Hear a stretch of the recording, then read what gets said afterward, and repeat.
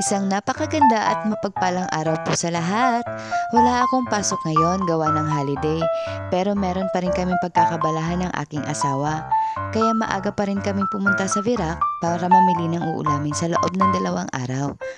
At kahit maaga na nga kami naghanda para di maisama ang dalawang bata-batuta, ay ang lakas ng radar at kaya iyan wala kami nagawa kundi isama na lang. Kahit na nga nakapantulog pa sila, wala nang bihis-bihis, rabas na baga. Saglit pa kaming pumunta sa simbahan at nang madaanan kami ng nagtataho ay agad nagpabili ang dalawang bata-batuta. At kahit nga kami ay ito na ang aming naging almusal, gawa ng kailangang makapagpamalengke at makaluto kami agad dahil may lakad pa kaming mag-asawa. Sulit sa 25 pesos may mainit na taho ka na.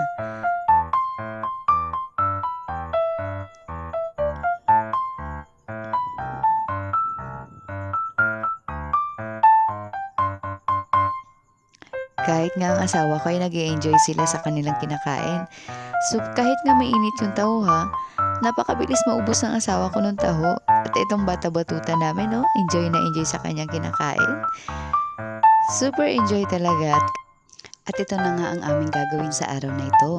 Kasama ng upline ko, kami ay mag-i-introduce ng mga produkto na makakatulong para sa ating kalusugan. Super affordable price at masarap pa ang lasa. Sure na magugustuhan ng buong pamilya. Tinatry ko na ang product na ito.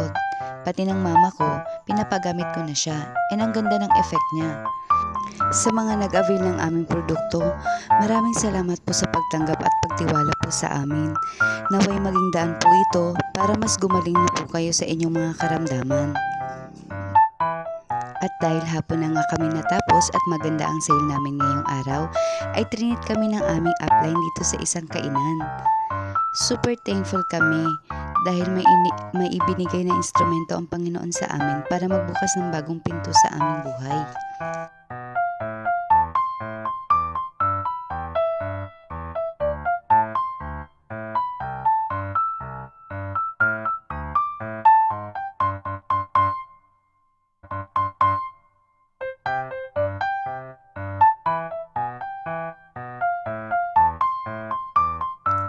At ayan na nga. Thank you po sa lahat ng blessings, Lord. Thank you po sa masarap na pagkain. Thank you po sa upline ko. Thank you so much po. And thank you po sa inyong lahat. Salamat po sa panonood. Hope po nag-enjoy po kayo and God bless po sa lahat. Kain po tayo.